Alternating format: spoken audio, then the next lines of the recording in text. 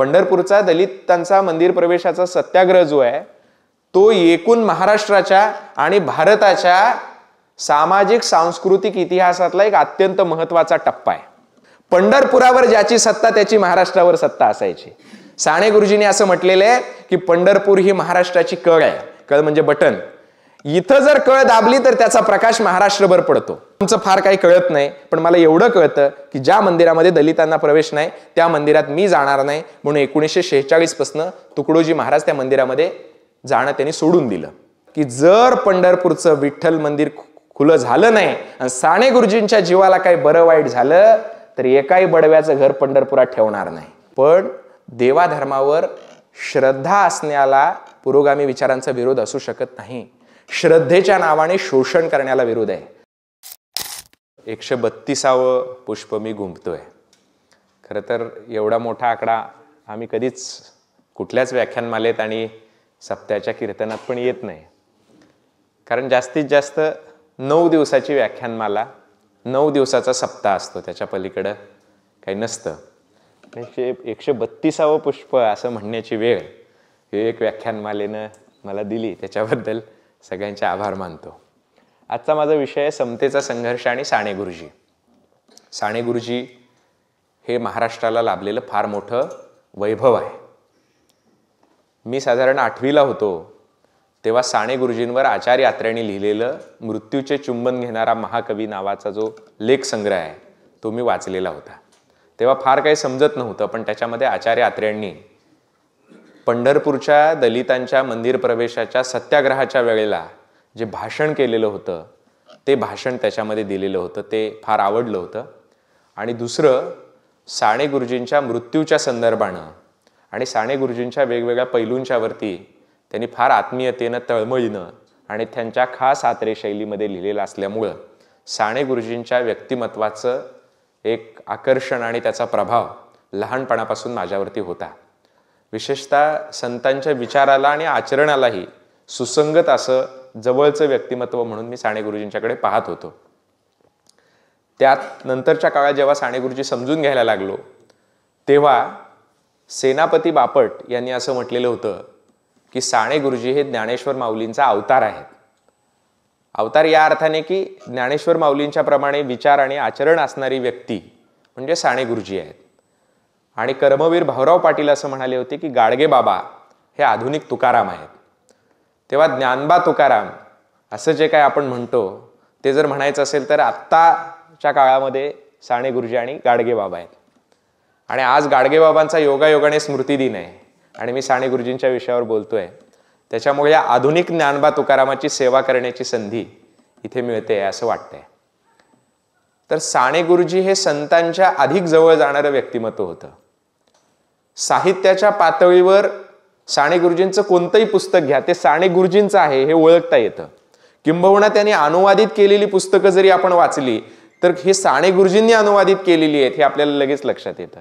इतर साहित्यिकांच्या पेक्षा अत्यंत वेगळी भाषा, अत्यंत वेगळी मांडणी, ती तळमळ, आत्मीयता साने गुरुजींच्या साहित्यामध्ये दिसते. म्हणून भालचंद्र नेमाडेंसारखा ज्ञानपीठ विजेता नेहमी असं सांगतात, नेमाडे सर, की या महाराष्ट्रामधला श्रेष्ठ दर्जाचा साहित्यिक, नोबेल पारितोषिक मिळायला पाहिजे होतं, असा जर कोणी साहित्यिक असेल तर ते साने गुरुजी आहेत. त्यामुळे साने गुरुजींचं साहित्यिक मोल फार मोठं आहे. साने गुरुजींच्याकडे एक भावनाप्रधान साहित्यिक म्हणून आपण बघतो. अत्यंत संवेदनशील कवी मनाचा माणूस, पण त्याच वेळी त्यांची एक संघर्षशील अशा प्रकारची प्रवृत्ती होती. कारण कुठलाही माणूस हा म्हणजे कोणताही संवेदनशील माणूस हा संघर्ष करतोच आणि संघर्षाची प्रेरणाच मुळी संवेदनशीलता असते. त्याच्यामुळे साने गुरुजी म्हणजे संवेदनशीलता आहे, तसं साने गुरुजी म्हणजे त्या संवेदनशीलतेतून येणारा विद्रोही आहे. साने गुरुजी म्हणजे जशी संवेदनशीलता आहे तसं त्या संवेदनशीलतेतून येणारा संघर्ष आहे. आणि अनेक पातळ्यांवर साने गुरुजींनी संघर्ष केला. शेतकऱ्यांसाठी केला, कामगारांसाठी केला, देशाच्या स्वातंत्र्य चळवळीसाठी केला. पण साने गुरुजींचा एक महत्वाचा संघर्ष समतेसाठी होता. आपल्या भारताची जी सामाजिक रचना आहे ती विषमतेवर आधारलेली आहे आणि विशेषतः ती जाती विषमतेवर आधारलेली आहे. आणि ती जाती विषमतेवर आधारलेली असल्यामुळे जाती विषमतेच्या विरुद्ध संघर्ष करणारे जे भारतातले मोजके विचारवंत होते, साहित्यिक होते, कार्यकर्ते होते, त्याच्यापैकी साने गुरुजी हे फार मोठं नाव आहे. जाती विषमतेच्या विरोधात लढणाऱ्या भारतातल्या आधुनिक काळातल्या महामानवांची जर यादी आपण करायला घेतली तर त्याच्यामध्ये अर्थातच पहिलं नाव महात्मा ज्योतिबा फुल्यांचं आहे, शाहू महाराजांचं आहे, पेरियार रामस्वामी नाईकरांचं आहे, त्याच्यानंतर नारायण गुरूंचं आहे, त्याच्यानंतर शाहू महाराजांचं आहे, बाबासाहेब आंबेडकरांचं आहे. अशा मोजक्या नावांमध्ये जर कोणाचा समावेश करायचा असेल तर तो साने गुरुजींचा करावा लागेल. साने गुरुजींनी त्यांच्या साहित्यातनं, त्यांच्या गाण्यातनं, कवितेतनं, कादंबऱ्यातनं, कथेतनं जाती विषमतेच्या विरोधातला विचार मांडलेला आहे. ब्राह्मण ब्राह्मणेतर, दलित सवर्ण, हिंदू मुस्लिम असे वेगवेगळ्या पातळ्यांवर जे सामाजिक भेद आहेत, सांस्कृतिक भेद आहेत आणि ते नुसते भेद नाहीत तर ते विषमतेवर आधारलेले भेद आहेत, म्हणून त्याच्या विरुद्धचं बंड साने गुरुजींनी केलेलं आहे. ते साहित्यिक पातळीवर जसं केलं तसं प्रत्यक्ष व्यवहाराच्या पातळीवर सुद्धा केलं. ते कसं केलं याचं एक अत्यंत उत्कृष्ट उदाहरण म्हणजे पंढरपूरचा दलितांचा मंदिर प्रवेशाचा सत्याग्रह आहे. अनेकांना वाटतं की पंढरपूरचा दलितांचा मंदिर प्रवेशाचा सत्याग्रह ही साने गुरुजींच्या जीवनातली एक घटना आहे, पण तेवढ्यापुरतं ती मर्यादित नाहीये. पंढरपूरचा दलितांचा मंदिर प्रवेशाचा सत्याग्रह जो आहे तो एकूण महाराष्ट्राच्या आणि भारताच्या सामाजिक सांस्कृतिक इतिहासातला एक अत्यंत महत्वाचा टप्पा आहे. भारताच्या स्वातंत्र्य लढ्याची खऱ्या अर्थाने परिपूर्ती करण्यासाठी टाकलेलं एक पाऊल म्हणजे हा सत्याग्रह होता. आणि आगामी काळातला भारत कोणत्या मूल्यांच्या आधारावरती घडावा याचा एक रोडमॅप साने गुरुजींनी त्या सत्याग्रहाच्या माध्यमातून दिलेला होता. त्याच्यामुळे साने गुरुजी समजून घ्यायचे असतील तर हा मंदिर प्रवेशाचा सत्याग्रह समजून घ्यायला पाहिजे. म्हणजे साने गुरुजींचं महाराष्ट्र घडवण्यातलं योगदान, भारत घडवण्यातलं योगदान आणि सामाजिक समतेचा मूल्य विचार देणाऱ्या परंपरेतले एक युगप्रवर्तक व्यक्तिमत्व म्हणून साने गुरुजींचं योगदान आपल्या समोर येईल. म्हणून हा सत्याग्रह अधिक नीटपणे समजून घेण्याची गरज आहे. म्हणून तोच विषय द्या असं मी वसंत एकबोटे सरांना म्हटलं होतं आणि त्यांनी थोडेसे शब्द बदल करून तो विषय माझ्यासमोर दिलेला आहे. तर आता मूळ मुद्दा आहे तो पंढरपूरच्या मंदिर प्रवेशाच्या सत्याग्रहाचा. हा सत्याग्रह म्हटलं तर याची सुरुवात 13व्या शतकामध्ये एका अर्थाने झाली. तेव्हा जाती विषमतेवर आधारलेला समाज होता, त्याच्या विरुद्धचं बंड संतांनी केलं आणि पहिल्यांदा चोखोबाराय पंढरपूरच्या विठ्ठलाच्या मंदिरामध्ये गेले. पंढरपूरच्या विठ्ठलाच्या मंदिरात गेल्यानंतर बडव्यांनी त्यांना मारहाण करायला सुरुवात केली. चोखोबारायांचा अभंगच आहे, धाव गाली विठो आता चालू नको मंद, बडवे मज मारिती आयसा काय अपराध. देवा मी फक्त तुझ्या दर्शनाकरता मंदिरामध्ये गेलो आणि त्याच्यासाठी हे बडवे लोक मला मारायला लागलेले आहेत, माझा अपराध नेमका काय आहे. अशा प्रकारची आर्त वेदना ही चोखोबारायांच्या अभंगामध्ये आपल्याला दिसते. आणि चोखोबारायांना मारहाण करायला सुरुवात केली आणि त्यावेळेचे चोखोबारायांचे उद्गार आहेत, शिव्या देती महारा म्हणती देव बाटविला. देव बाटवलेलं आहे चोखोबारायांनी. चोखोबारायांनी देव बाटवला असं म्हणणं हे अत्यंत हास्यास्पद आहे असं जनाबाईंनी सांगितलेलं आहे. 13व्या शतकात जनाबाई माऊली म्हणतात, देव बाटविला याने हसे जणी गाय गाणे. चोखोबारायांनी देव बाटवला असं म्हणणं हे हास्यास्पद आहे. उलट ज्या पुजाऱ्यांनी चोखोबारायांना मारहाण केली त्यांनी खरं तर देव बाटवला होता. जनाबाई म्हणतात, देव बाटविला याने हसे जणी गाय गाणे, की याच्यासारखी हास्यास्पद गोष्टच दुसरी कोणती नाही. चोखोबाराय कसे काय देव बाटवू शकतात. म्हणजे हा लढा हा 13व्या शतकापासून सुरू झालेला लढा आहे. आणि मुळात काय आहे, आपल्याकडे असं मानलं जातं की चोखोबारायांना फक्त पायरीपर्यंतच तुम्ही जाऊ दिलं, चोखोबारायांची समाधी मंदिराच्या बाहेरच बांधली, मग हा कसला समतेचा विचार. तर आपण 2-3 गोष्टी लक्षात घ्यायला पाहिजेत की एक म्हणजे पंढरपूरचं विठ्ठल मंदिर हे आतापर्यंत वारकऱ्यांच्या ताब्यात नाही, ते बडवे उत्पातादी सनातनी पुरोहितांच्या ताब्यामध्ये होतं. त्याची मालकी त्यांच्याकडे होती. त्याच्यामुळे मंदिरात प्रवेश द्यायचा की नाही हे ठरवण्याचा अधिकार वारकरी संतांना नव्हता. त्याच्या विरुद्ध वारकरी संतच संघर्ष करत होते. पण आपल्याकडे असा समज आहे की पंढरपूरचं मंदिर म्हणजे वारकऱ्यांच्या ताब्यात होतं आणि वारकऱ्यांनी चोखोबांना मंदिरात प्रवेश नाही दिला. तर तसं नाहीये. प्रवेश देण्याचा अधिकार हा तिथल्या सनातनी असलेल्या बडवे उत्पातादी पुरोहितांच्या ताब्यामध्ये होता आणि त्यांनी त्यांना मंदिरामध्ये येऊ दिलेलं नव्हतं. आणि चोखोबारायांची जी समाधी आहे ती समाधी पंढरपूरच्या मंदिराच्या महाद्वाराच्या समोर आहे, म्हणजे मध्यवर्ती ठिकाणी आहे. शहराच्या दृष्टीने बघितलं तर मध्यवर्ती ठिकाणी आहे. जर समजा एखाद्या सवर्ण संतांची समाधी मंदिराच्या आत असली असती आणि दलित संतांची समाधी बाहेर असली असती तर तो भेदभाव झाला असता, ती विषमता झाली असती. पण कुठल्याही संतांची समाधी चोखोबारायांच्या समाधी इतकी जवळ नाही. परिसा भागवत ब्राह्मण संत होते पण त्यांची समाधी मंदिरापासून लांबच्या अंतरावर आहे. नरहरी सोनार होते, त्यांची समाधी चोखोबारायांपेक्षा लांबच्या अंतरावर आहे. फक्त दलित असलेल्या चोखोबारायांना मुद्दामून सन्मान देण्यासाठी जाणीवपूर्वक नामदेवरायांनी त्यांची समाधी महाद्वाराच्या समोर बांधलेली आहे. ही क्रांतिकारक गोष्ट आहे. आज 700 वर्षानंतर दलितांच्या स्मशानभूमी वेगळ्या असतात. 700 वर्षापूर्वी नामदेवरायांनी चोखोबारायांची समाधी पंढरपूरच्या मध्यभागी मध्यवर्ती ठिकाणी विठ्ठल मंदिराच्या समोर बांधणं ही क्रांतिकारक गोष्ट आहे. पण सांगताना आपण असं सांगतो की चोखोबारायांना फक्त त्या पायरीपर्यंत प्रवेश होता म्हणून त्यांची समाधी तिथं बांधली. तसं नाहीये. त्यांना तिथपर्यंतच बांधणं शक्य होतं. जिथपर्यंत बांधणं शक्य होतं तिथपर्यंत त्यांनी बांधलेलं आहे. याचं एक छोटंसं उदाहरण सांगतो. अंबाबाईच्या मंदिरामध्ये अलीकडच्या काळात काही मराठा युवकांनी प्रवेश केलेला होता आणि त्यांच्यामुळे देव बाटला असं समजून त्यांच्या विरुद्ध काही लोकांनी तक्रारी केल्या. परिणामी शाहू महाराजांना त्या लोकांना तुरुंगामध्ये टाकावं लागलं आणि त्याच्यावर प्रबोधनकारांनी एक लेख लिहिला, अंबाबाईचा नायटा म्हणून. ते कशासाठी लिहिला तर शाहू महाराजांसारखा पुरोगामी विचारांचा समतावादी विचारांचा माणूस सुद्धा त्यांना परिस्थितीने हे करायला भाग पाडलं की मराठा समाजातली लोक मंदिरात गेली तर त्यांना तुरुंगामध्ये टाकावं लागलं. म्हणजे शाहू महाराज राजे असून सुद्धा मंदिरामध्ये स्वज्ञाती बांधवांना प्रवेश देऊ शकत नव्हते, कारण ती त्यांच्या हातातली गोष्ट नव्हती. हे आपण समजून घ्यायला पाहिजे. या पार्श्वभूमीवर 13व्या शतकामध्ये चोखोबारायांनी मंदिरामध्ये प्रवेश केला आणि त्याचं समर्थन जनाबाईंनी केलं. हे निश्चितपणे क्रांतिकारक आहे. तर 13व्या शतकामध्ये हा लढा झाला. नंतरच्या काळामध्ये या संदर्भामध्ये एकनाथ महाराजांनी काही म्हटलेलं आहे. कारण काय व्हायचं की आता तेव्हा काही कास्ट सर्टिफिकेट नव्हते ना. म्हणजे मंदिरामध्ये चालला की तू कोण आहे, हे ओपन आहे का, ओबीसी आहे का, काय एससी आहे का, एसटी आहे का, हे काही बघण्याची तेव्हा सोय नव्हती ना. मग कसं ओळखायचं की एखादा दलित मंदिरामध्ये जातोय की नाही. तर एखाद्या गावची जेव्हा दिंडी निघायची तेव्हा गावातल्या लोकांना माहित असायचं की कोण दलित आहे आणि कोण सवर्ण आहे. तर ते लोक पंढरपुरापर्यंत यायचे आणि दलित लोकांना नगर प्रदक्षिणा मार्गाच्या बाहेर थांबवलं जायचं. सवर्णांची दिंडी गावात प्रवेश करायची. मग त्याच्यानंतर एखादा यात्रा काळामध्ये चुकून एखादा माणूस जर आत दिसला दलित असलेला तर त्याला मारहाण केली जायची, त्याला शिक्षा दिली जायची आणि प्रसंगी त्याला मारलं जायचं. अशी उदाहरणं आहेत. तर मग त्यांना काही मंदिरामध्ये प्रवेश दिला जात नसायचा.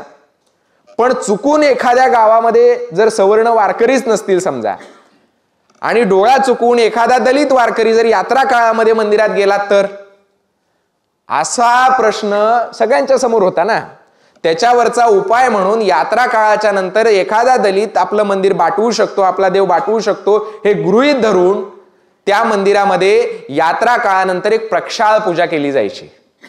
पवमानाचा अभिषेक करून देवाला शुद्ध केलं जायचं.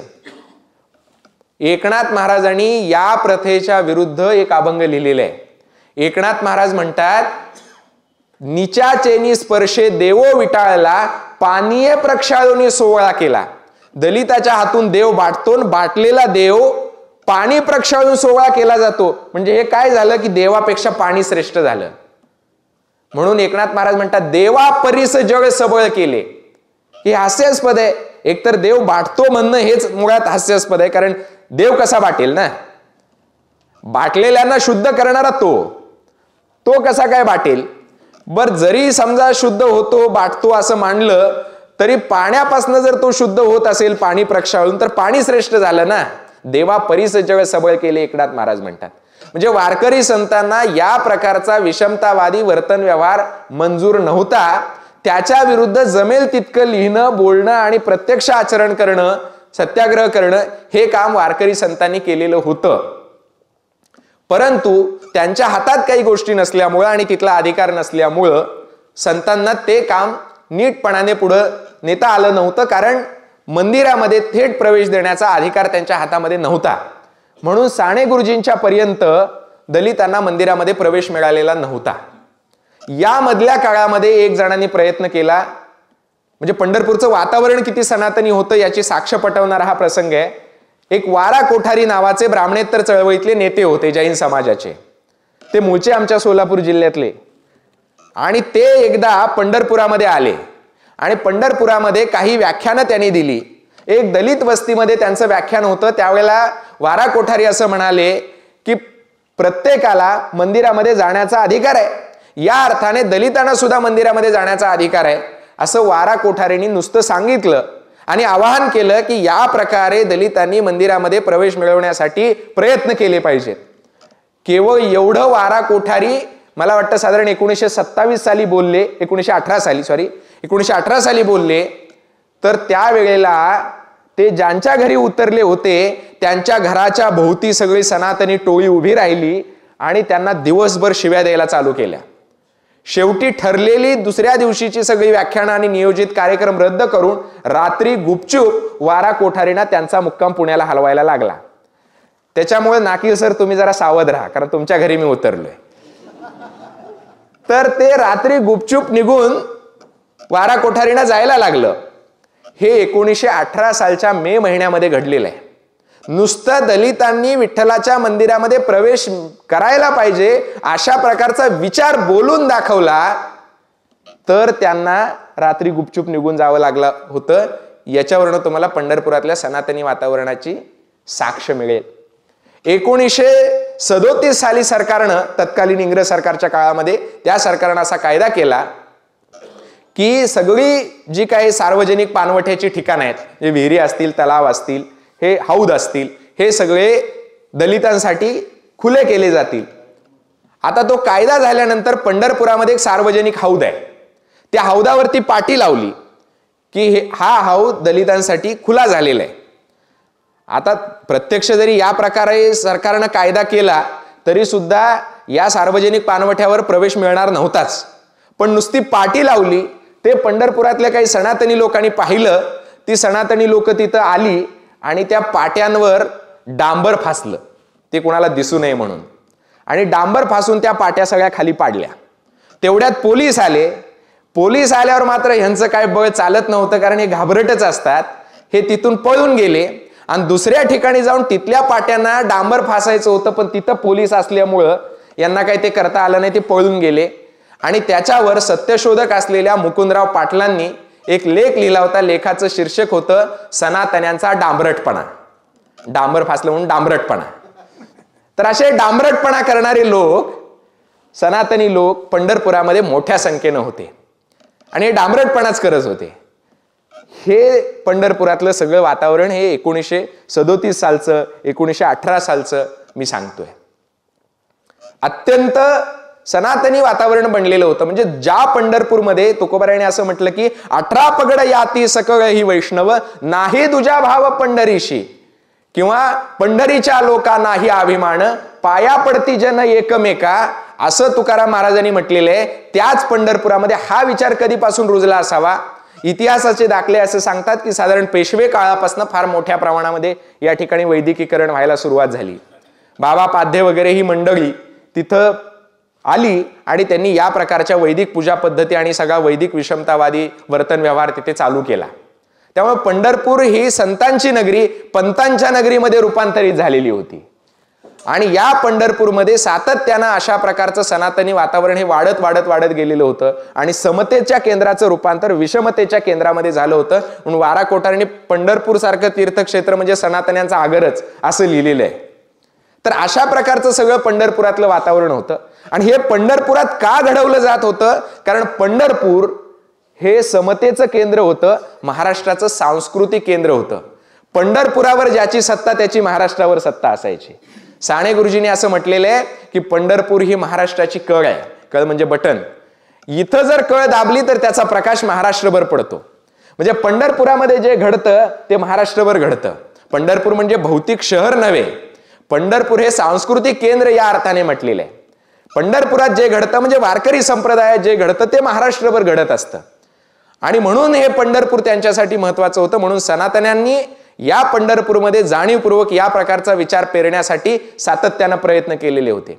इथं जे बाबा पाध्ये आले मी तुम्हाला सांगितलं, त्यांनी धर्मसिंधू वगैरे असे मोठमोठे ग्रंथ लिहिले आणि हजारो कर्मकांड, त्याचे वेगवेगळे विधी निषेध, नियम, यज्ञ, याग या सगळ्या गोष्टी ज्या वारकरी संत विचारांशी विसंगत होत्या त्या सगळ्या तिथं रुजवल्या.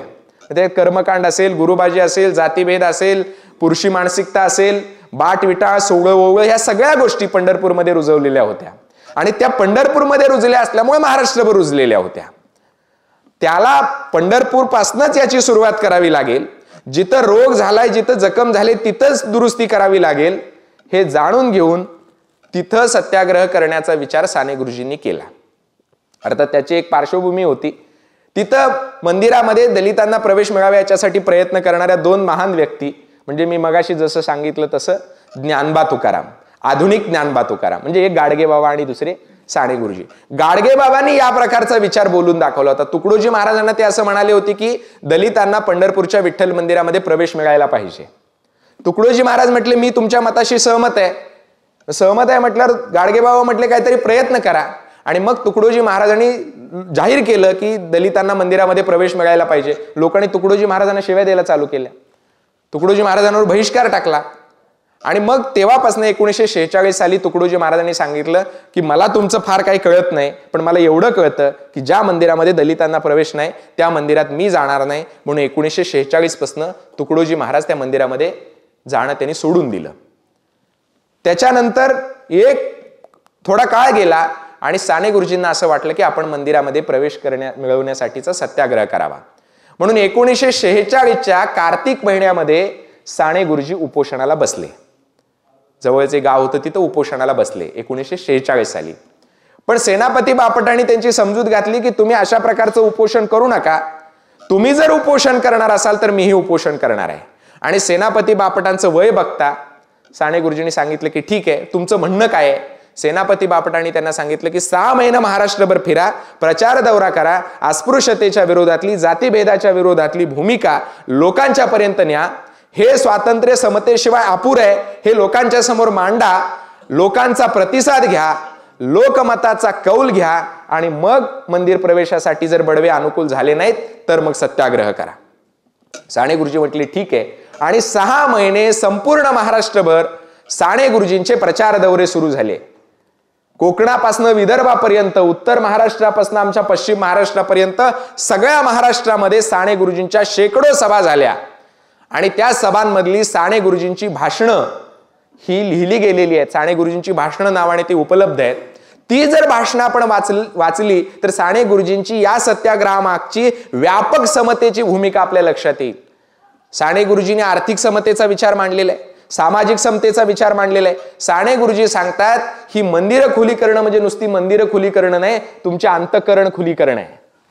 तुमचं मन खुलं झालं पाहिजे, हा समाजातला जातीभेद संपला पाहिजे. आणि त्यासाठी किती पुरावे साने गुरुजींनी दिले. वेदातले दिले, उपनिषदातले दिले, पुराण कथातले दिले, भारतीय संस्कृतीतले दिले, जगभरातली अनेक संस्कृतीतली उदाहरणं दिली, संतांचे पुरावे दिले. त्यांनी सांगितलं संत बंडखोर होते, विद्रोही होते. संतांनी पंढरपूरच्या वाळवंटात समतेचा विचार मांडला, तो आपल्याला मंदिरामध्ये न्यायचा आहे आणि मंदिरातला विचार पुन्हा गावागावात न्यायचा आहे. एकूण सगळ्या समतेच्या भूमिका साने गुरुजी त्यांच्या भाषणामधनं मांडत होते. क्रांतिसिंह नाना पाटील मांडत होते, गाडगे बाबा होते, तुकडोजी महाराज होते. साने गुरुजी त्यांच्या भाषणामध्ये सांगायचे मला धर्म कळत नसेल पण गांधीजींना धर्म कळत नाही का, तुकडोजी महाराजांना धर्म कळत नाही का, गाडगे बाबांना धर्म कळत नाही का. तिकडे वाईचं प्राज्ञ पाठशाळेचं मंडळ होतं, ते पुरोगामी विचारांचे सगळे धर्मपंडित होते. ते म्हणत होते स्वामी केवलानंदांना धर्म कळत नाही का.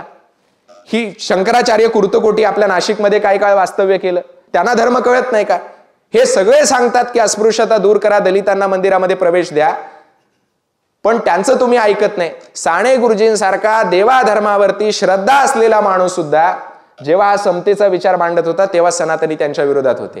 म्हणजे यांचं भांडण हे देवाधर्मासाठी नाही, देवाधर्माच्या नावाने स्वतःचं वर्चस्व समाजावर प्रस्थापित करणं आणि शोषण करणं याच्यासाठी होतं. साने गुरुजी सातत्यानं धर्माचा विचार सांगत होते. ते म्हणत होते हा युगधर्म आहे, याचा विचार करा तुम्ही, की नव्या युगामध्ये नवा विचार आल्यानंतर जुने विचार आपण सोडून दिले पाहिजेत, हा खरा धर्म आहे. यम आणि नियम असे दोन प्रकार केले आहेत. धर्माचा जो यम भाग आहे म्हणजे जी शाश्वत धर्मातला विचार असतो, प्रेम, समता, बंधुता, करुणा, ही जी मूल्ये आहेत धर्मातली, ही यम आहेत म्हणजे कायम टिकणारी आहेत. आणि नियम हे काळानुरूप बदलणारे नियम आहेत, ते आपण काळानुसार बदलायला पाहिजे. आपल्याकडे वाद झाला की चहा प्यायचा की नाही, कारण चहा प्यायचा की नाही याचं वेदात उत्तर नाही ना. चहा अलीकडच्या काळात आला. म्हणजे बटाटे, मिरच्या हे सगळे पदार्थ पोर्तुगीजाने आणले, पण ते उपवासाला चालतात. म्हणजे पोर्तुगीज नसलेल्या काळामध्ये ते खायचे की नाही उपवासाला याचा काही नियम वेदात नाही ना. म्हणजे हे नियम बदलत असतात, यम तेवढा शाश्वत असतो. म्हणून धर्मातली प्रेम, समता, करुणा ही मूल्य शाश्वत आहेत. आणि धर्मातला जो कर्मकांडी विधी निषेधाचा भाग आहे, तो कर्मकांडी विधी निषेधाचा भाग मात्र नियमांमध्ये येतो. साने गुरुजी सांगत होते की आपल्याला यम पाळायचा आहे, नियम नाही. नियम काळानुरूप बदलू शकतात. हा युगधर्माचा विचार साने गुरुजी मांडत होते. साने गुरुजी अत्यंत सश्रद्ध होते. साने गुरुजींची भाषणं सुरू झाली आणि लक्षात आलं की हा सत्याग्रह म्हणजे केवळ एका मंदिराचा सत्याग्रह नाही, हा समतेचा सत्याग्रह आहे. उद्याचा भारत कोणत्या मूल्यांवरती घडणार आहे याची परीक्षा आणि याची कसोटी इथं लागणार आहे. हे जेव्हा कळलं तेव्हा भारतातल्या शंकराचार्य पीठाच्या शंकराचार्यांनी पंढरपुरामध्ये तळ ठोकला. जागोजागचे धर्मपंडित पंढरपुरामध्ये येऊन तळ ठोकून राहिले की आत्ता जर या सत्याग्रहामध्ये साने गुरुजींचा विजय झाला तर उद्याचा भारत हा समतेच्या तत्वावर घडणार आहे. कायद्यामध्ये हस्तक्षेप करायचा अधिकार हा राज्य व्यवस्थेला आहे की धर्म व्यवस्थेला आहे, याचा निकाल सुद्धा या निमित्ताने लागणार होता की तुम्ही कायद्याच्या बळावर अस्पृश्यता घालवू शकता का. त्यामुळे हा अधिकार कुणाचा, हा प्रश्न तसाच लागलेला होता. त्याच्यामुळे भारतभरातले, महाराष्ट्रभरातले सगळे सनातनी लोक एकवटलेले होते, साने गुरुजींच्या विरोधामध्ये प्रचार करत होते. त्याच वेळेला साने गुरुजींचाही प्रचार चालू होता. मग आता नेमकं काय घडणार अशा प्रकारचा प्रश्न निर्माण झाला. पंढरपुरातला जो वारकरी संप्रदाय होता, त्या वारकरी संप्रदायातल्या लोकांनी बैठका घेतल्या आणि सांगितलं की आमच्या धर्म परंपरेला बाधा आणणारी गोष्ट आहे. साने गुरुजी आणि तत्सम लोकांनी चालवलेले प्रयत्न म्हणजे त्याच्यामुळं आमचा याला विरोध आहे असं वारकरी लोक, काही सनातनी सांगत होते. सनातनी धर्मपंडित सांगत होते की हे चुकीचं आहे. अशा पद्धतीनं हा संघर्ष सुरू होता, समतेसाठीचा संघर्ष सुरू होता. शेवटी 1 मे 1947 साने गुरुजींनी उपोषणाची घोषणा केली. त्यावेळेला पंढरपुरातले बाकीचे लोक सांगत होते, जाओ साने भीमा पार, नाही खुलेगा विठ्ठल द्वार, नाही खुलेगा विठ्ठल द्वार. तुम्ही तिथनच निघून जावा, हे काय मंदिर खुलं होणार नाही. आणि इकडच्या घोषणा होत्या, साने गुरुजी करे पुकार, खोलो विठ्ठल मंदिर द्वार. साने गुरुजी पुकार करतायत, विठ्ठलाचं मंदिर खोला. सनातन्यांनी सांगितलं की साने गुरुजींना आम्ही पंढरपुरात येऊ देणार नाही, सत्याग्रह होईल, रक्तपात होईल, संघर्ष होईल, अशा प्रकारच्या घोषणा सुरू झाल्या. पण साने गुरुजी घाबरले नाहीत. साधारण 30 एप्रिलला साने गुरुजी आदल्या दिवशी पंढरपुरामध्ये आले. त्या दिवशी बैठक झाली आणि 1 मे 1947 साने गुरुजी उपोषणाला बसले. साने गुरुजी जेव्हा उपोषणाला बसले, ज्या तनपुरे मठामध्ये बसलेले होते त्या मठाला अक्षरशः छावणीचं स्वरूप आलेलं होतं. कोणत्या क्षणाला काय घडेल याचा नेम नव्हता. पंढरपुरातलं वातावरण अत्यंत संवेदनशील, सेन्सिटिव्ह झालेलं होतं. साने गुरुजी उपोषणाला बसलेले होते. 1-2-4 दिवस गेले आणि क्रांतिसिंह नाना पाटलांचे अनुयायी क्रांतीवीर नागनाथ अण्णा नाईकवाडी 100 लोकांना घेऊन साने गुरुजींना भेटायला आले आणि साने गुरुजींना सांगितलं की उद्या क्रांतिसिंह नाना पाटील सुद्धा येत आहे. दुसऱ्या दिवशी क्रांतिसिंह नाना पाटील आले आणि नाना पाटलांनी सांगितलं की त्यांनी एक परेड काढली पंढरपुरात आणि सांगितलं की जर पंढरपूरचं विठ्ठल मंदिर खुलं झालं नाही आणि साने गुरुजींच्या जीवाला काही बरं वाईट झालं तर एकाही बडव्याचं घर पंढरपुरात ठेवणार नाही. अर्थात हे क्रांतिसिंह नाना पाटील म्हणत होते तेही अहिंसेचाच विचार मांडणारे होते. साने गुरुजींचा विचार अहिंसेचाच होता, विडोबांचा विचार अहिंसेचाच होता, गांधींचा विचार अहिंसेचाच होता, आपलाही विचार अहिंसेचाच आहे. कारण हातात दगड, दांडकं, तलवार, कुठली शस्त्रास्त्र घेऊन माणसं बदलू शकत नाहीत. माणसाचं मन हे विचारांनी, प्रबोधनांनी त्यानेच बदलतं आणि ते बदललेलं शाश्वत असतं. म्हणून नाना पाटलांनी जरी त्यांच्या खास स्टाईलमध्ये धमकी दिली असली तरी तसं काही ते करणार नव्हते. क्रांतिसिंह नाना पाटील वारकरी होते, कम्युनिस्ट होते. आणि आता तुम्ही सांगितलं की त्यांचा संबंध राष्ट्रसेवा दलाशी पण होता. क्रांतिसिंह नाना पाटलांनी सांगितलं की असं काही घडलं तर त्याचे परिणाम भोगावे लागतील. हे घाबरले आणि हे त्यावेळच्या गृहमंत्री जे होते मोरारजी देसाई त्यांच्याकडे गेले आणि मोरारजी देसाईंना सांगितलं की हे आमच्यावर बालंट आलेलं आहे, काय करायचं सांगा. त्यांनी मोरारजी देसाईंनी सांगितलं की तुमच्या अंगाला त्यांना हात सुद्धा लावू देणार नाही, तुम्हाला सगळं संरक्षण देतो. बडव्यांना सगळं संरक्षण देण्याची त्यांनी तयारी केली. साने गुरुजींच्या उपोषणाचे दिवसामागून दिवस जात होते.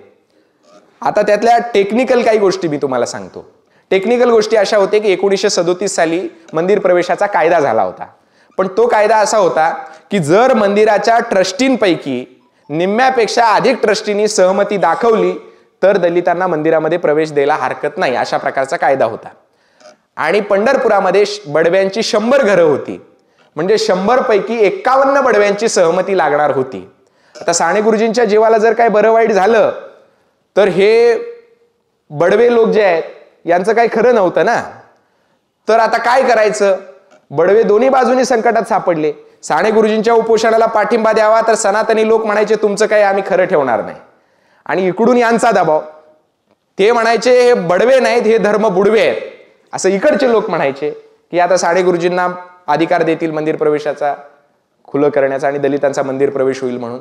बडवे दोन्ही बाजूनी कोंडीत सापडले होते. पण त्याच्यापेक्षा बडव्यांची मुख्य अडचण ही होती की उद्या जर समजा दलित मंदिरात गेले आणि देव बाटवला असं समजून लोकांनी जर मंदिरावर बहिष्कार टाकला तर आपलं उत्पन्न सगळं बुडणारच की. त्यांची चिंता वेगळीच होती.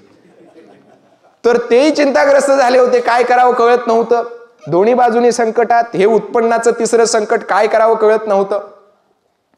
आणि 100 पैकी 51 बडव्यांची सहमती घ्यायची होती. 100 पैकी 51 बडव्यांच्या सहमतीचा एक कागद तयार झाला. त्याच्यावर 51 बडव्यांनी सह्या केल्या आणि सह्या केलेला कागद कसा आहे हे बघण्यासाठी त्यावेळी आलेल्या एका सनातनी शंकराचार्यांनी हातात घेतला. बघितलं 51 सह्या आहेत आणि टराटरा कागद फाडला आणि फेकून दिला. आता हे कसे बसे 51 तयार झाले, ते पुन्हा काय होणार नव्हते. एकदा कागद फाडला त्यांचा विषय संपला. शंकराचार्य मुळात सनातनी होते. जेरे शास्त्री नावाचे एक शंकराचार्य होते. साने गुरुजींना विरोध करणारी 3 माणसं प्रामुख्यानं पुढे आली होती. एक शिरे, दुसरे हे जेरे शास्त्री आणि तिसरे विश्वासराव डावरे. हे विश्वासराव डावरे स्वतःला धर्मवीर म्हणवून घ्यायचे. आता तुम्ही विश्वास डावरे सर्च केलं तर त्यांची माहिती मिळते की त्यांनी अंदमानमध्ये होते, अमुक तमुक. आता त्यांचा खरा इतिहास मला आचार्य आत्रेयांच्या भाषणात कळला. आचार्य आत्रे म्हणले हा विश्वासराव डावरे, याची सगळी अंडी पिल्ली मला माहिती आहेत म्हणले. याचा बाप का आजा कोणीतरी खोटी नाणी छापली म्हणून त्या अंदमान निकोबार मध्ये काळ्या पाण्याची शिक्षा भोगत होता आणि हे सांगत होते आम्ही देशासाठी शिक्षा भोगतोय. ही खोटी नाणी छापली म्हणून त्यांना तुरुंगात टाकलं होतं.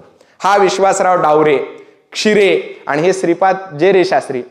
आचार्य आत्रे म्हणले की एक शिरे, जेरे, डावरे हे रे कारांतर रेमे डोके आहेत ना म्हणले, ह्या तिघांनी त्रास दिलाय खरा. यांच्या सगळ्यांच्या आडनावाच्या शेवटी रे आहे. आणि तुम्हाला सांगतो म्हणले यांचे हाल होतील. साने गुरुजींवर यांनी पेढे खाल्ल्या, चोरून पेढे खाल्ल्याचा आरोप केलाय. हे शेवटी या महात्म्याला असं दूषण दिलेत, ही लोक नरकात जाणार आहेत म्हणले. नाहीतरी नरकाची निर्मिती कशाला केली आहे. आणि मी सुद्धा नरकात जाणार आहे म्हणले आचार्य आत्रे. मी सुद्धा नरकात जाणार आहे कारण मला त्यांचं रिपोर्टिंग करायचं आहे म्हणले. मी सुद्धा नरक त्याच्यासाठीच केलंय ना.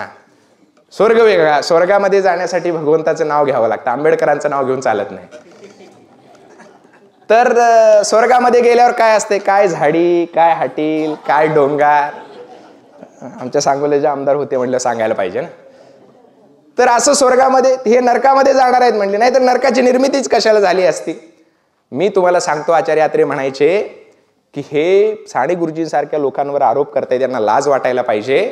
हे लोक तोंडात किडा आळ्या पडून मरणार आहेत. चंद्रभागेच्या पाण्यामध्ये आंघोळ करून पवित्र झालेल्या आधुनिक ब्राह्मणाचा शाप आहे, यांना शाप म्हणायचा. आचार्य आत्र्यांचं दणदणीत भाषण पंढरपूर हादरवून सोडलं. ते म्हटले आज मी बडव्यांच्या विरुद्ध काय बोलणार नाही, कारण आज महाराष्ट्राचा प्राण त्यांच्या हातात आहे. साने गुरुजींचा प्राण त्यांच्या हातात आहे. आमचे हात दगडाखाली आहेत म्हणून त्यांच्या विरुद्ध काय बोलणार नाही. पण त्यांना ते सांगत होते की तुम्ही ज्वालामुखीच्या उंबरट्यावर आहात. या पद्धतीनं आचार्य आत्र्यांचं सगळं भाषण झालं. पंढरपूर हादरवून सोडलं. तुकडोजी महाराज गेले. तुकडोजी महाराजांनी भजनांनी सगळ्या लोकांना आवाहन केलं की या मंदिर प्रवेशाच्या सत्याग्रहामध्ये सामील व्हा. अनेक ठिकाणची लोक साने गुरुजींच्या सत्याग्रहामध्ये सामील झाली. 4-5 दिवस होऊन गेले आणि 4-5 दिवस झाल्याच्या नंतर काही लोक दादासाहेब मावळणकर नावाचे त्यावेळेचे लोकसभेचे सभापती होते, ते तिथं आले होते आणि दर्शन घ्यायला जाताना त्यांच्या लक्षात आलं की इथं साने गुरुजी उपोषणाला बसलेले. तेव्हा काय अशा बातम्या वगैरे होत नव्हत्या आणि 24 तास टीव्ही नव्हता. त्यांच्या असं लक्षात आलं की साने गुरुजी उपोषणाला बसलेले आहेत. ते साने गुरुजींना भेटायला निघाले. त्यांनी सांगितलं की जर दलितांना मंदिरामध्ये प्रवेश नसेल आणि त्यासाठी साने गुरुजी उपोषणाला बसले असतील तर मी पण विठ्ठलाचं दर्शन घेणार नाही. ते दर्शनासाठी सहकुटुंब आले होते पण त्यांनी दर्शन घेतलं नाही. आणि त्यांच्या असं लक्षात आलं कायदेशीर एक गोष्ट की 100 पैकी 51 बडव्यांची सहमती घ्यायची गरज नाही. किती बडव्यांची सहमती घ्यायला लागते तर ह्या 100 मध्ये 25-25 घर असे 4 घरं म्हणजे 4 गट होते त्यांचे. 25-25 घरांचे 4 गट आणि त्या 4 गटातले लोक निवडणूक घेऊन एक माणूस निवडून द्यायचे अशी 4 जण आणि हे चौघं आणखी एक माणूस निवडायचे चेअरमन म्हणून अशी माणसं 5 आणि ह्या 5 जणांची पंच कमिटी कार्यरत होती. दादासाहेब मावळणकरांच्या लक्षात आलं की 100 पैकी 51 नाही तर 5 पैकी किती बडव्यांची सहमती घ्यायला लागते? 5 पैकी 3. हा तर 5 पैकी 3 बडव्यांची सहमती घ्यायची. ती काही ईव्हीएम वर घ्यायची नव्हती ना, तर ती अशी तोंडी घ्यायची होती. 5 पैकी 3 बडव्यांची सहमती मिळू शकते हे दादासाहेब मावळणकरांच्या लक्षात आलं आणि त्यांनी साने गुरुजींना हे पटवून दिलं की आता तुमचं जर उपोषण तुम्ही दलितांचा थेट मंदिर प्रवेश होईपर्यंत करण्याचा आग्रह धरला तर ते शक्य होणार नाही. कारण आता ह्यांनी ठराव पास केल्यानंतर तो कोर्टात जाणार, मग 3 महिने थांबावं लागणार, मग आलेल्या अर्जाचा विचार करून त्याची छाननी होऊन मग त्याचा निकाल लागणार. फक्त या बडव्यांनी ठराव पास केल्यानंतर तुम्ही उपोषण सोडा. साने गुरुजी म्हटले ठीक आहे. त्याच्यानुसार 10 मे 1947 या 5 पैकी 3 बडव्यांच्या कमिटीने 3 झाल्यावर बाकीचे 2 पण झाले. निदान श्रेय अपश्रेय काय असेल ते घ्यायला मिळते म्हणून. आणि मग बडवे पंच कमिटीने ठराव पास केला की दलितांना मंदिरामध्ये प्रवेश मिळाला. त्या दिवशी पंढरपूरमध्ये आनंद उत्सव साजरा झाला, जल्लोष झाला. साने गुरुजींनी मोसंबीचा रस पिऊन उपोषण सोडलं आणि त्या दिवशी मात्र दलितांचा मंदिर प्रवेश झाला नाही. कारण त्यांचा मंदिरात प्रवेश व्हायला ह्या बडव्यांच्या पंच कमिटीने जो ठराव पास केला होता त्याचं कोर्टात जाणार होतं, ते 3 महिने लागणार होते, बाकी अर्ज येणार होते, त्याची छाननी होऊन मग प्रवेश मिळणार होता कोर्टाचा निकाल आल्यावर. त्याच्यानुसार त्यांनी ठराव पास केल्यावर साने गुरुजींनी उपोषण सोडलं. साने गुरुजींनी जाऊन पांडुरंगाचं दर्शन घेतलं. त्यांच्या उशाशी विडोबांची गीताई आणि पांडुरंगाचा एक फोटो असायचा साने गुरुजींच्या उपोषण काळामध्ये. त्यांची अत्यंत श्रद्धा होती, खरोखर श्रद्धा होती. पण देवाधर्मावर श्रद्धा असण्याला पुरोगामी विचारांचा विरोध असू शकत नाही. श्रद्धेच्या नावाने शोषण करण्याला विरोध आहे. म्हणून साने गुरुजी हे सातत्यानं पांडुरंगावर श्रद्धा ठेवणार होते. पांडुरंगाचं दर्शन घेतल्यावर त्यांच्या डोळ्यातनं आसवा आली. साने गुरुजी त्या दिवशी 10 मेला त्यांनी उपोषण सोडलं. उपोषण सोडल्यानंतर जे कोर्टात आता पुढची प्रक्रिया सुरू झाली. 5 लोकांचे अर्ज गेले. त्यातला पहिला अर्ज होता 88 बडव्यांचा. 100 पैकी 88 बडव्यांनी अर्ज दिला आणि त्या बडव्यांनी सांगितलं की पंच कमिटीला हा अधिकार नाही, 100 पैकी 51 बडव्यांची सहमती घ्यावी लागेल. हे यांनी जो ठराव पास केलाय तो चुकीचा आहे म्हणून पहिला अर्ज गेला बडव्यांचा. दुसरा वारकऱ्यांचा गेला, सनातनी वारकऱ्यांचा. त्यांचं असं म्हणणं होतं की मंदिरामध्ये प्रवेश देण्याचा अधिकार बडव्यांना नाही तर तो वारकऱ्यांना आहे. आम्ही विठ्ठलाचे भक्त आहे, त्याच्यामुळे आमच्या परवानगीने तो अधिकार मिळायला पाहिजे, हे चुकीचं झालेलं आहे.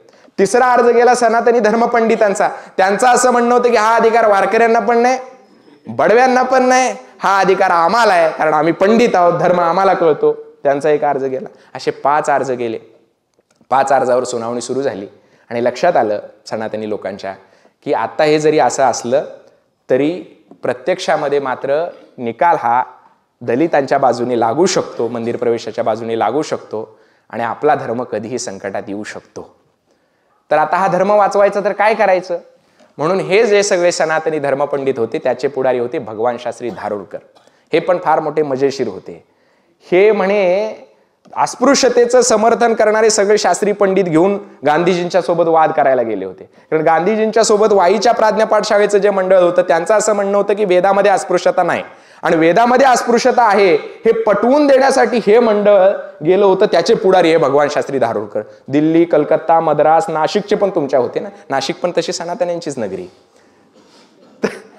तर ही पण सगळी मंडळी देशभरातली सगळी पंडित मंडळी गेली होती. त्याचे पुढारी आहे भगवान शास्त्री धारोरकर, आणि त्यांच्याच पंढरपूरच्या मंदिरामध्ये प्रवेश मिळायला लागला म्हणजे त्यांचं काहीच राहिलं नाही की.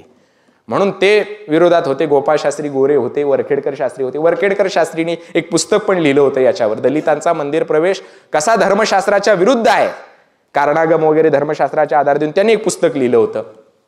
हे लोक सुद्धा पुस्तक लिहित होते बरं का. तर त्यांनी एक पुस्तक लिहिलं होतं. ही सगळी सनातन्यांची एक टोळी होती आणि या टोळीने विचार केला की आता काय करायचं. मग या मंडळीने असं ठरवलं की पंढरपूरच्या मंदिरामध्ये दलित लोक कधी कोर्टाचा निकाल येऊन मंदिरात जाऊ शकतात, तोपर्यंत आपला देव बाटवण्यापासून वाचवण्यासाठी आपण मंदिरात जायचं, काही मंत्र म्हणायचे आणि देवाचं तेज एका घागरीत काढायचं. आता घागरीत काढायचं म्हणजे याला धर्मशास्त्राचा आधार पाहिजे ना. धर्मशास्त्राचा आधार त्यांना सुदैवाने मिळाला. अग्नी पुराणामध्ये काही मंत्र आहेत की ज्या मंत्राच्या द्वारे देवाचं तेज काढता येतं. आता हे कसं काय, कशासाठी होते मंत्र, तर एखादा आक्रमक आला, त्यानं मूर्ती फोडली तर लोकांची श्रद्धा भंगू नये, किंवा महापुरामध्ये भूकंपामध्ये काही वेळेला देवाच्या मूर्तीची विटंबना होऊ शकते, तर त्याच्या अगोदर, असं संकट येण्याच्या अगोदर हे मंत्र म्हणून देवाचं तेज प्रतिकात्मक रीतीने काढून घ्यायचं. याच्यासाठी अग्निपुराणामध्ये काही मंत्र आहेत, त्याचा वापर केला. आता हे मोठं संकट होतं ना, धर्मसंकटच होतं त्यांच्यासमोर. हे महापुरापेक्षाही मोठं होतं ना आक्रमकापेक्षाही मोठं होतं. ते म्हणत होते की हे काँग्रेस रूपी हा जो हे राक्षस लोक आहेत हे आमचा धर्म बुडवायला लागलेले आहेत, आणि तोपर्यंत आपण देवाचं संरक्षण करूया. आज ना उद्या कल्कीचा अवतार होणार आहे आणि ह्या सगळ्या लोकांना अद्दल घडणार आहे, पण तोपर्यंत आपण धर्म वाचवायला पाहिजे. म्हणून ही मंडळी मंदिरामध्ये गेली पूजेचं निमित्त करून. गोपाळ शास्त्री गोरेने काही मंत्र म्हटले अग्निपुराणातले, भगवान शास्त्रींनी म्हटले, आणि देवाचं तेज एका घागरीत काढून घेतलं. ज्या तुकोबाराने म्हटले की पांडुरंग कांती दिव्य तेज झळकती, किंवा राजस सुकुमार मदनाचा पुतळा रवी शशिकळा लोपलिया. ज्या आमच्या पांडुरंगाचं तेज हे रवी शशीच्या तेजापेक्षाही बुलंद आहे असं आम्ही मानतो.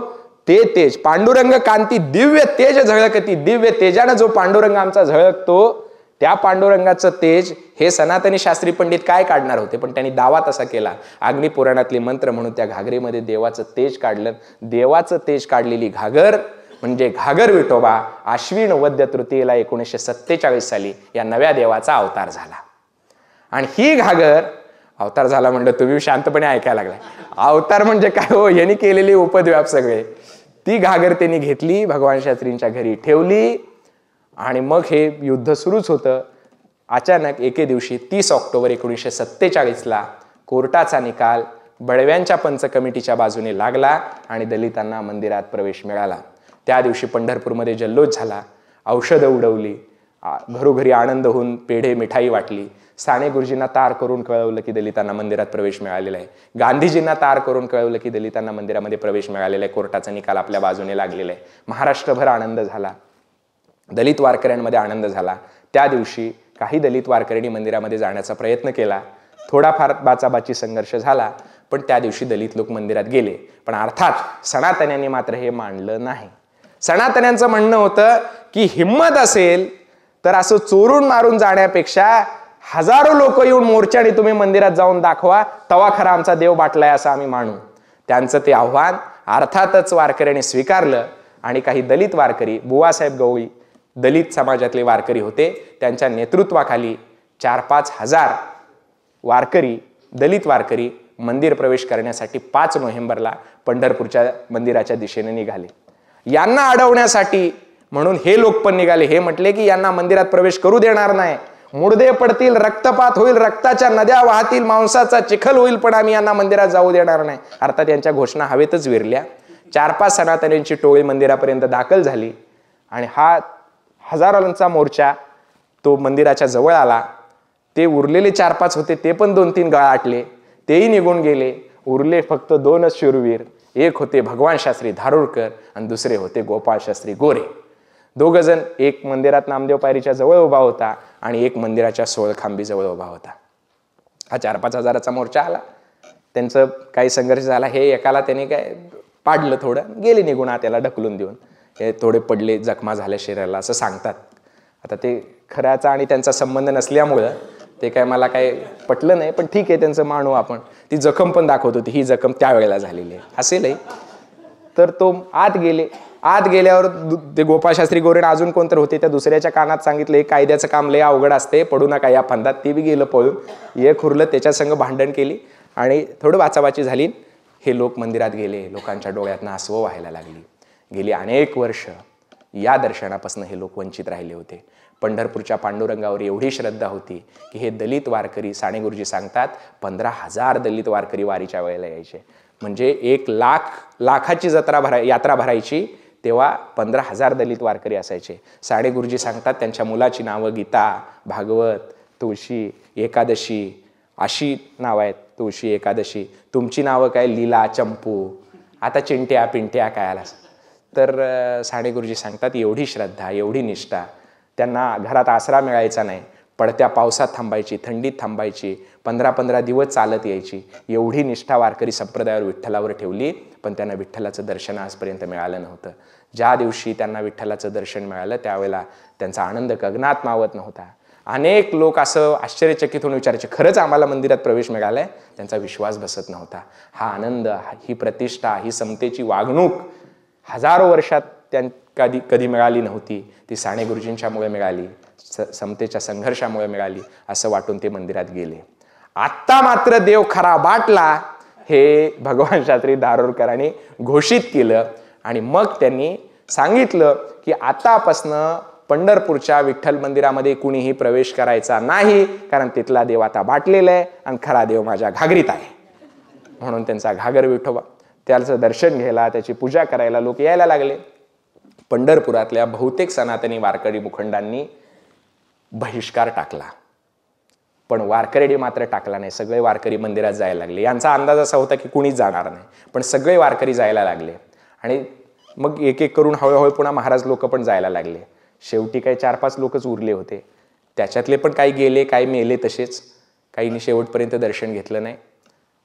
गोपाळशास्त्री गोरे ज्यांनी हे सगळे उपद्व्याप करण्यात महत्त्वाची भूमिका बजावली होती, ते मात्र 2007 साली आपले चंद्रशेखर महाराज देगलूरकर आहेत ना आत्ता, त्या चंद्रशेखर महाराजांना घेऊन गेले. तोपर्यंत त्यांनी प्रवेश केला नव्हता. अजून फक्त एका महाराजांनी मंदिरात प्रवेश केला नाही. त्यांच्या लेखी देव बाटलेले आहे, त्याच्यामुळे ते मंदिरात गेले नाहीत. पण पांडुरंगाचं तेज एवढं की हे सगळे सनातनी महाराज लोक शेवटी एक एक करून लोहचुंबकाप्रमाणे पांडुरंगाने आकर्षित करून घेतले आणि साने गुरुजींच्या समतेच्या संघर्षाला खऱ्या अर्थाने यश मिळालं. हा समतेचा विचार महाराष्ट्रात रुजला, वारकरी संप्रदायात रुजला. तो रुजवण्यात साने गुरुजींची फार मोठी भूमिका होती. या दरम्यान मामासाहेब दांडेकर नावाचे वारकरी संप्रदायातले जवळपास एक नेतेच असल्यासारखे ते होते. त्यांची भूमिका काय असा प्रश्न उपस्थित होत होता. साने गुरुजींच्या लोकांना वाटत होतं की हे प्राचार्य आहेत, सुशिक्षित आहेत आणि त्याच्यामुळे हे मंदिरात प्रवेशाच्या बाजूने असतील, पण त्यांनी सांगितलं नाही. त्यांनी सांगितलं की मी सही करणार नाही तुमच्या पत्रकावर. आणि त्यांनी उलट असं सांगितलं की दलितांनाही मंदिरात प्रवेश नको आणि सवर्णांनाही नको, एक दांडकं बांधा आणि त्या दांडक्यापर्यंत सगळ्यांना प्रवेश द्या. मग आचार्य आत्रे म्हणले, असे त्यांचं आडनाव दांडेकर ना, तर आचार्य आत्रे असं म्हटले की असले कोलदांडे घालू नका तुम्ही, हे उगा दांडीपर्यंतच हे करायचं. साने गुरुजी म्हणले हा चावटपण आहे. एवढं म्हटल्यामुळं साने गुरुजींना हजारो शिव्या देणारी पत्र आली. ठाण्याच्या व्याख्यानात म्हटले होते. साने गुरुजी म्हटले की दलितांना मंदिरात प्रवेशाचा आणि देवाच्या दर्शनाचा आनंद मिळतोय, म्हणून सवर्णांना पण त्याच्यापासून रोखणं म्हणजे हे तर महापाप आहे म्हटले. अरे मन खुली करा, मन साफ करा, द्या प्रवेश, साने गुरुजी सांगत होते. वारकरी संप्रदायातल्या अनेक मुखंडांनी या मंदिर प्रवेशाला विरोध केला, पण खरा संतांचा विचार साने गुरुजी जगत होते. त्यांना मानणारी सगळी माणसं जगत होती. त्याच्यामुळे विठ्ठलाच्या मंदिरामध्ये प्रवेश मिळाला आणि हळूहळू सगळे महाराज लोक जायला लागले. आता हा जो साने गुरुजींच्या समतेच्या सत्याग्रहाचा हा सगळा प्रवास मी सांगितला, तो मगाशी म्हटल्याप्रमाणे हा प्रतिकात्मक होता. हा म्हणजे जसं बाबासाहेबांनी सत्याग्रह केला काळाराम मंदिर प्रवेशाचा, पर्वती मंदिर प्रवेशाचा, अमरावतीच्या अंबाबाई मंदिर प्रवेशाचा, हे मंदिर प्रवेशाचे सत्याग्रह कशासाठी होते? तिकडे दक्षिणेमध्ये अनेक सत्याग्रह झाले होते. पेरिया रामस्वामी नायकर होते, नारायण गुरु होते, मंदिर प्रवेशाचे सत्याग्रह झाले होते. हे सगळे सत्याग्रह काय सांगतात तर अस्पृश्यतेच्या विरोधातली भूमिका सांगतात, जातीभेदाच्या विरोधातली भूमिका सांगतात, कर्मकांडी विधी निषेधाच्या विरोधातली भूमिका सांगतात. आणि त्या सगळ्या भूमिका घेऊन हा सत्याग्रह साने गुरुजींनी यशस्वी केला. महाराष्ट्रामधल्या पंढरपूरच्या विठ्ठल मंदिरामध्ये प्रवेश मिळण्यासाठी हा झालेला सत्याग्रह, त्याला आता जवळपास 75 वर्ष पूर्ण होत आहेत. आणि आत्ता सनातनी लोक म्हणतात की मिळाला तेव्हा प्रवेश, त्याचं कौतुकच आहे, चांगलं झालं, पण आता त्याच्या वारंवार आठवणी का काढायच्या. एकाने तर असं सांगितलं की साने गुरुजींचं उपोषण म्हणजे पंढरपूरची भळभळती जखम आहे, ते कुणी येतं आणि त्याची खपली काढतं. हा संघर्षाचा इतिहास आहे, हा समतेचा इतिहास आहे. त्याच्यामुळे आम्ही एक वेळा नाही 1000 वेळा सांगणार, गौरवाने सांगणार, आनंदाने सांगणार, अभिमानाने सांगणार. कारण या दिवशी संतांच्या विचाराला खऱ्या अर्थाने मूर्त रूप मिळालं होतं. त्या दिवशी तुकाराम महाराजांना आपला वारकरी धर्म खऱ्या अर्थाने यशस्वी झाला असं वाटलं. त्या दिवशी ज्ञानेश्वर माऊलींना आपला धर्म यशस्वी झाला वाटलं. त्या दिवशी जनाबाईंना आपला धर्म यशस्वी झाला वाटलं. त्या दिवशी चोखोबांना खऱ्या अर्थाने मुक्ती मिळाल्याचा आनंद झाला. त्या दिवशी आमच्या एकनाथ महाराजांना आनंद झाला. म्हणून हा पंढरपूरच्या मंदिर प्रवेशाच्या समतेचा सत्याग्रह हा वारंवार आपण लोकांना सांगितला पाहिजे आणि त्या गौरवशाली इतिहासाची आपण आठवण करून दिली पाहिजे. हे आपल्या समाज व्यवस्थेतलं वैगुण्य होतं. कदाचित त्या काळात आपण जन्माला आलो असतो, आपल्यावर त्या पद्धतीचे संस्कार झाले असते तर कदाचित आपणही सनातन्यांच्या बाजूने राहिलो असतो. पण त्या काळात केलेल्या चुका आत्ता करू नयेत हे सांगण्यासाठी म्हणून हा सत्याग्रह आपण वारंवार तपासला पाहिजे. धर्मातला कोणताही नियम शाश्वत नाही हे या निमित्ताने पुढे आलं पाहिजे. आणि धर्मातली शाश्वत मूल्य घेऊन जे साने गुरुजींनी सांगितलं यम आणि नियम, तर यातले यम पाळायचे म्हणजे प्रेम, समता, करुणा, बंधुता हे यम नियम पाळायचे, पण नियमाचे नियम पाळायचे नाहीत. ते काल परत्वे, स्थल परत्वे, मूल्य परत्वे बदलत जातात हे आपण लक्षात घेतलं पाहिजे. आणि म्हणून आज सुद्धा जर काही लोक म्हणत असतील की आमच्या मंदिरामध्ये आम्ही मुस्लिमांना प्रवेश देणार नाही, तर त्यांनी हे लक्षात घेतलं पाहिजे. आज सुद्धा मुस्लिमांना मंदिरात प्रवेश नाही, दलितांना मंदिरात प्रवेश नाही असं आजही काही ठिकाणी म्हटलं जाते. हे भीषण आहे. म्हणून साने गुरुजींचा हा सत्याग्रह आपल्याला वारंवार सांगावा लागेल. मुस्लिमांनाही विठ्ठलाच्या मंदिरात प्रवेश नव्हता हे पण अनेकांना माहीत नाही. पंढरपूरच्या विठ्ठल मंदिरामध्ये जसा दलितांना प्रवेश नव्हता तसा मुस्लिमांनाही प्रवेश नव्हता. म्हणजे आमच्या शेख मोहम्मद बाबांनी कबीरांनी विठ्ठलावर एवढं चांगलं लिहिलंय, त्याची विठ्ठल भक्ती अनेक दोह्यांमधनं, अभंगांमधनं, रचनांमधनं दिसते, पण त्यांना प्रवेश नव्हता विठ्ठलाच्या मंदिरामध्ये. तो कधी मिळाला? तो 1958 साली मिळाला. विनोबा एक पदयात्रा करत निघाले होते भारतभर. ते पंढरपुरात येणार होते. त्यावेळेला पंढरपुरातल्या लोकांनी सांगितलं की तुम्ही मंदिरात दर्शनाला या. त्यांनी सांगितलं माझ्याबरोबर ख्रिश्चन आहेत, मुस्लिम आहेत, बौद्ध आहेत, ह्या सगळ्यांना मंदिरामध्ये प्रवेश देणार असाल तर मी येतो. त्यांनी परवानगी काढली आणि मंदिरात त्यांना प्रवेश मिळाला. त्याच्या आधी 1951 साली एक कुठला तरी अधिकारी जो हिंदू नव्हता तो आला होता आणि त्यानं मंदिरामध्ये प्रवेश करण्याचा आग्रह धरला. तेव्हा सनातनी लोक खवळले आणि ते म्हणायला लागले, अहो बघा आम्ही तुम्हाला म्हणत होतो का नाही, आज ते दलितांना देत आहेत, उद्या अहिंदूंना सुद्धा मंदिरात प्रवेश देतील असं आम्ही म्हणत होतो की नाही, बघा खरं ठरायला लागलंय. त्याच्यावर पांडुरंग डिंगरेने एक लेख लिहिला. त्यातली भाषा कदाचित आपल्या मूल्यांच्या दृष्टीने योग्य नसेल, पण ते त्या कॉन्टेक्स्टमध्ये समजून घ्या. त्यांच्या लेखाचं शीर्षक होतं सनातनी विद्वांनी केलेली कुंकवाची नुसती उठाठेव. कारण ते तर देव बाटलाय म्हणत होते, ते मंदिरात देव नाहीच म्हणत होते, ते घागरीत आहे म्हणत होते. मग देव नाही अशा मंदिरात मुस्लिम गेले तर बिघडलं कुठं, असं त्यांचं म्हणणं होतं. तर हे लोक हे करत होते पण त्याचा काही उपयोग झाला नाही. शेवटी मंदिरामध्ये हिंदू दलितांना जसा प्रवेश मिळाला तसा अहिंदूंनाही 1958 साली प्रवेश मिळाला. विठ्ठलाची भक्ती करणारे अनेक मुस्लिम लोक भारतभरामध्ये आहेत, महाराष्ट्रामध्ये आहेत. मी तुम्हाला कितीतरी उदाहरणं सांगतो. आमच्या तुकोबारायांनी एका अभंगामध्ये असं म्हटलंय, कबीर मोमीण लतीप मुसलमान सेना न्हावी जाण विष्णुदास. कबीर मोमीण लतीप मुसलमान, हे लतीप कोण होते ज्यांचा तुकोबारायांनी उल्लेख केलाय? हे लतीप आमच्या शेजारी मंगळवेढा नावाचं एक गाव आहे, त्या मंगळवेढ्यामध्ये लतीफांचा दर्गा आहे. हे लतीफ महाराज तुकोबारायांनी त्यांचा उल्लेख केलेला आहे. त्यांचे अभंग जर आपण वाचले लतीफांचे तर त्यांनी नामदेवरायांचा उल्लेख केलेला आहे, मीराबाईंचा उल्लेख केलेला आहे, विठ्ठलावर त्यांनी अभंग लिहिलेले आहेत, त्यांच्या कथा महिपतीने लिहिलेल्या आहेत. मोरोपंतांनी त्यांच्यावर एक आर्या लिहिली आहे.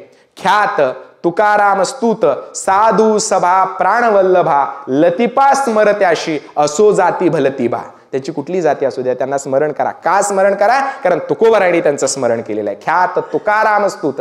जिथं तुकोबारायांनी त्यांचं स्मरण केले तिथं आपण कोण? ही भावना महाराष्ट्रातल्या जनतेची आहे. म्हणून त्यांनी सांगितलं कबीर मोमीन लतीप मुसलमान सेना नाहावी जाण विष्णुदास. अनगडशा बाबा फकीर जन्माने मुसलमान माणूस पण तुकोबारायांना किती मानत होता. त्याच्यानंतर शेख महम्मद बाबा दादा महाराज सातारकरांचे वजीर खान नावाचे शिष्य होते. यांनी काय केलं? हे त्यांना दादा महाराज बादशाह म्हणायचे. त्यांनी तुकाराम महाराजांची गाथा पूर्वीच्या काळी लोक लिहून घ्यायचे. तुम्हाला आश्चर्य वाटेल, तुकाराम महाराजांची गाथा लिहायला 1864 साली लोकहितवादींनी नोंद केलेली आहे. किती खर्च येत असेल? कारण तेव्हा वाचणारा लिहिणारा वर्ग कमी ना, त्यामुळे लिहिणारे लोक जास्त पैसे घ्यायचे आणि छपाईची यंत्रणा फारशी नव्हती. त्याच्यामुळे कागद आणि त्या शाईचा पण खर्च मोठा असायचा. 2-2, 4-4 वर्ष ती लिहायला लागायची एकही अक्षर न चुकू देता.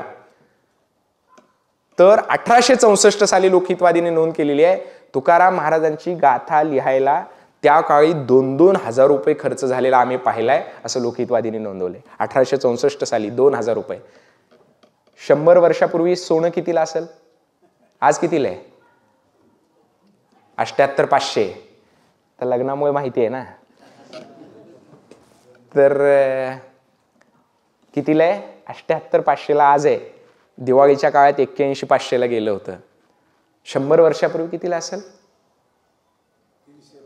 200-300 रुपयाला. आणि 150 वर्षांपूर्वी आणखी कमी. अशा काळात 2-2 हजार रुपये खर्च करून या गाथा लिहिल्या जात होत्या. एवढं गाथेतल्या अक्षरांवर लोकांनी प्रेम केलेलं आहे, महाराष्ट्राने प्रेम केलेलं आहे. आणि मग ती गाथा एकदा लिहून झाली की हत्तीच्या अंबारीत घालून गावभर त्याची मिरवणूक काढली जायची आणि त्याच्यासाठी मंदिर बांधलं जायचं. वारकरी संप्रदायातली साधारण 18व्या शतकाच्या पूर्वीची सगळी जर मंदिरं बघितली तर एकाही मंदिरात विठ्ठलाची मूर्ती नाही. प्रत्येक मंदिरामध्ये संतांच्या ग्रंथासाठी मंदिरं बांधलेली आहेत. त्याला आजरेकर फडावर हरी मंदिर म्हणतात आणि काही ठिकाणी ग्रंथ विठ्ठल म्हणायची प्रथा आहे.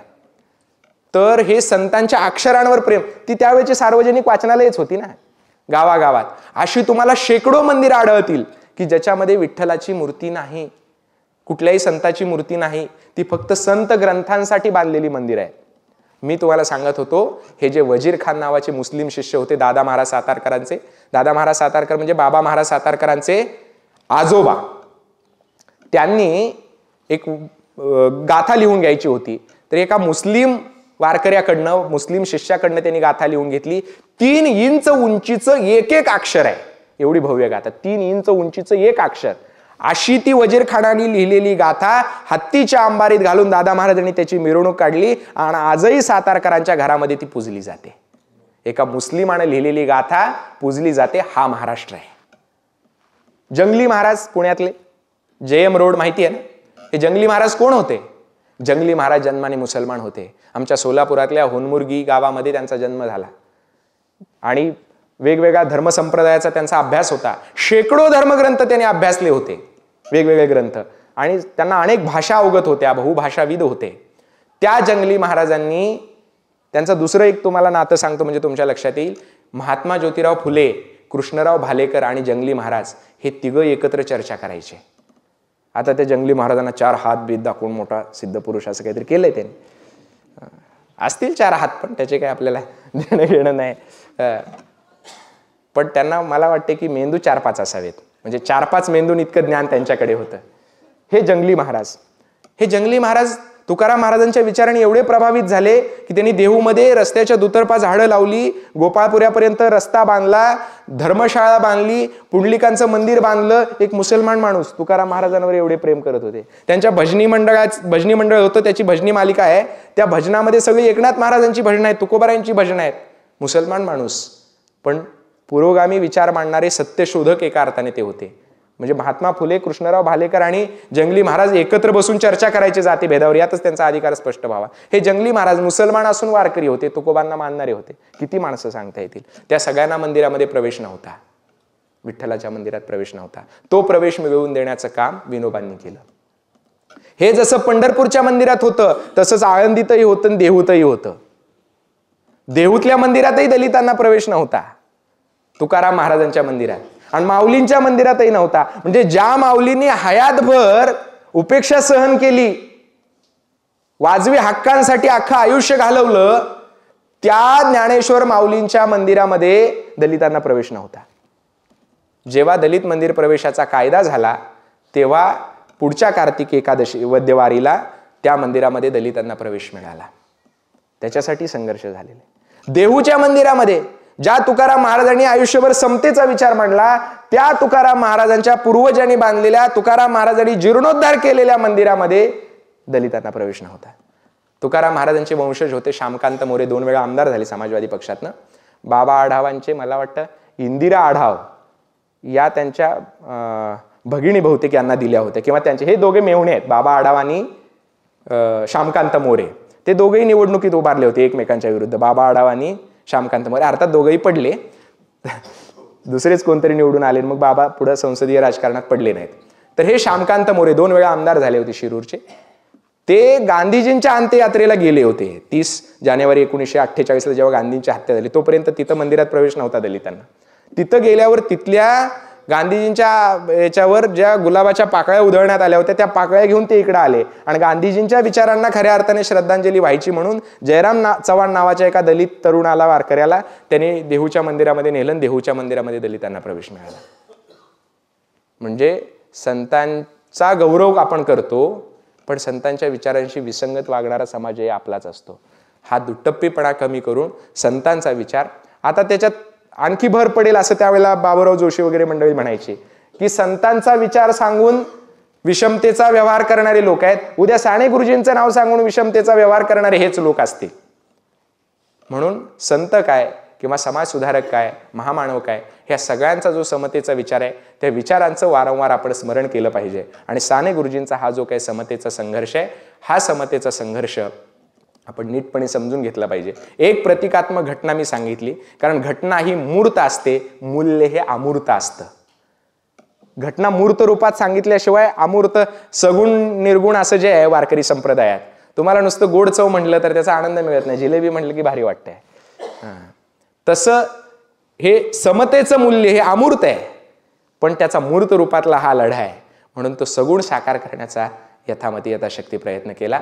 या नाशिकच्या विवेक व्याख्यानमालेमध्ये आपण मला आमंत्रित केलं, तुमच्याशी संवाद साधण्याची संधी मिळाली, त्याबद्दल सगळ्यांचे आभार मानतो.